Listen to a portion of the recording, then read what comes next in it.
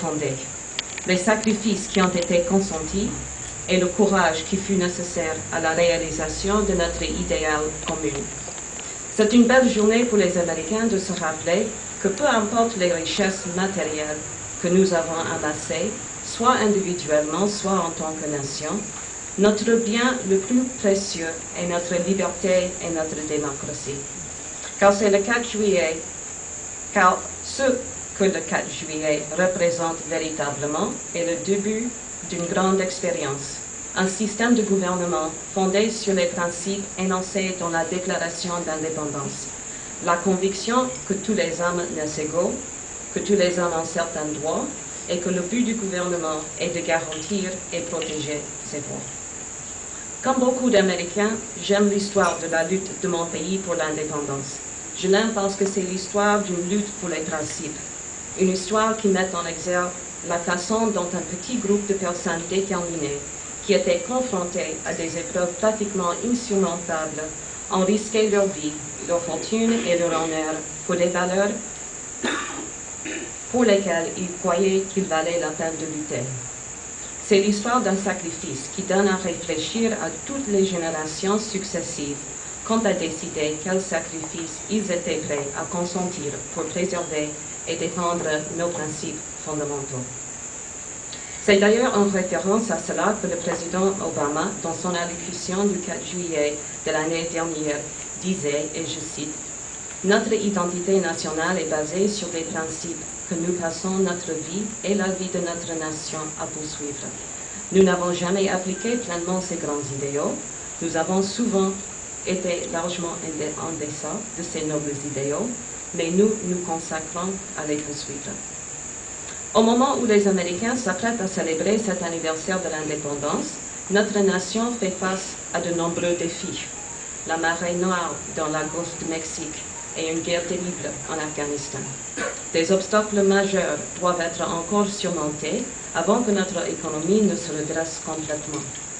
Les Américains sont divisés sur de nombreuses questions, entre autres la loi sur le système de santé publique que notre Congrès, par une décision historique, a fini par voter cette année.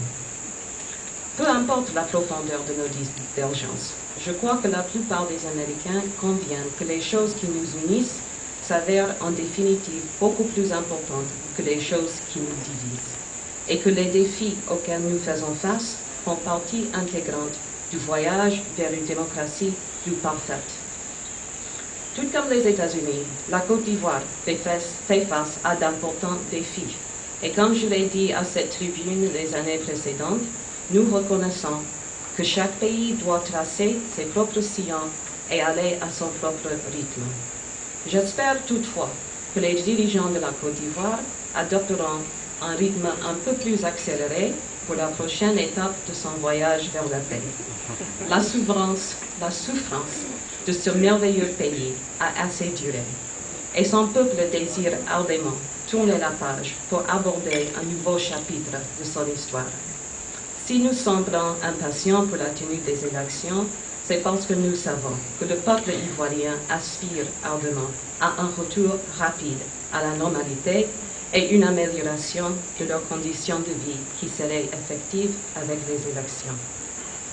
Il y a en effet d'énormes défis qui vous attendent, défis auxquels il faudra faire face dans l'union et la fraternité, ainsi que le proclame votre hymne national. Nous pouvons, entre autres, citer l'amélioration du système éducatif, du système de santé, judiciaire, etc. Des secteurs qui ont un impact direct sur la vie quotidienne des populations. Les États-Unis ont été et resteront un ami engagé de la Côte d'Ivoire, et c'est en tant qu'amis que nous exhortons une fois encore les dirigeants ivoiriens à avoir le courage et la vision permettant d'aller à l'avant, à avoir la volonté de transcender leurs différences et leurs divergences, et de faire les sacrifices nécessaires pour ramener la Côte d'Ivoire à sa place naturelle de leader sous-régional. Cela est à votre portée, il suffit de faire le pas décisif.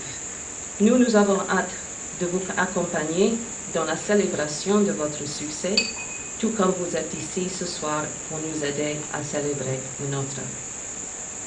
Honorables invités, mesdames et messieurs, cette année, la Côte d'Ivoire, comme beaucoup d'autres pays africains, va célébrer le 50e anniversaire de son indépendance. Cet anniversaire important m'a incité à jeter un coup d'œil respectif sur les États-Unis de 1960. Et l'une des choses que j'ai appris est que le drapeau américain, contenant 50 étoiles, un drapeau comme vous voyez ici, a flotté pour la première fois, en effet, en 1960. La 5e étoile était ajoutée après que le Hawaï, le lieu de naissance de notre président, ait rejoint l'Union.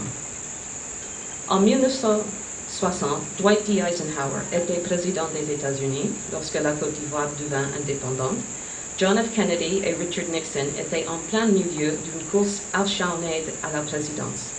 John Kennedy allait gagner pour continuer à inspirer la création du Corps de la paix, qui a contribué à la formation de milliers d'enseignants africains et de futurs dirigeants.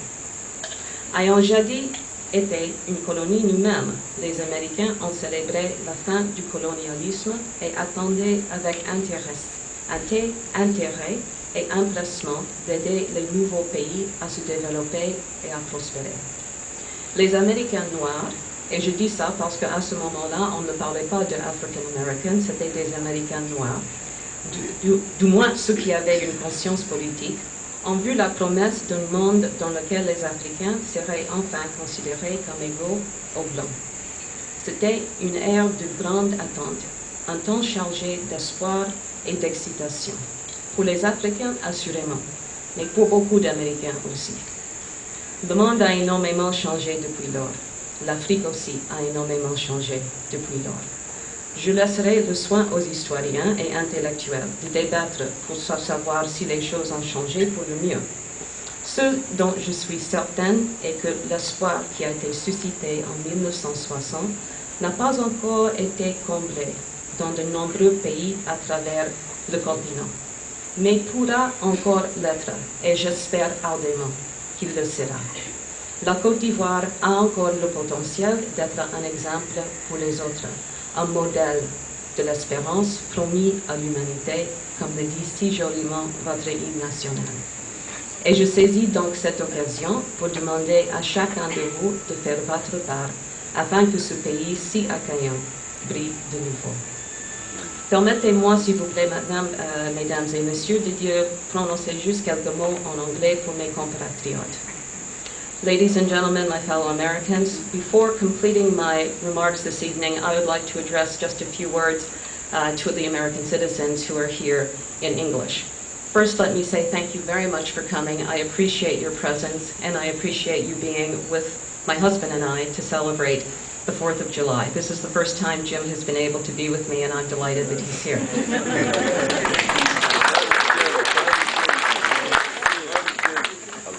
I also take this opportunity to say that this will be my last 4th of July in Côte d'Ivoire. I will be leaving Côte d'Ivoire in about a month.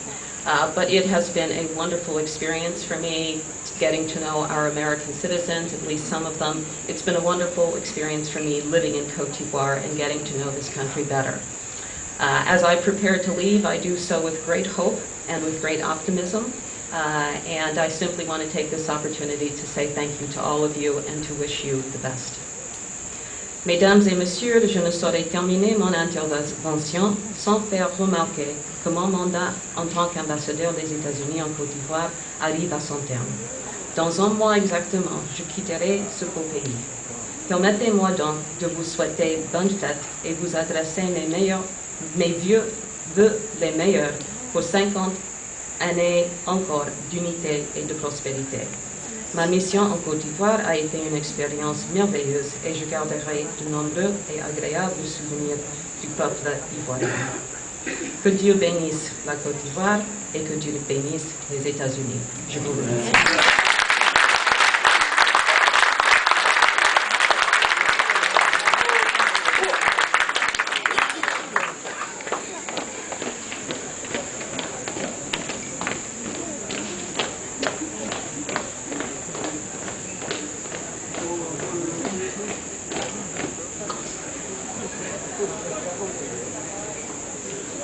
Thank you again, and please enjoy yourselves.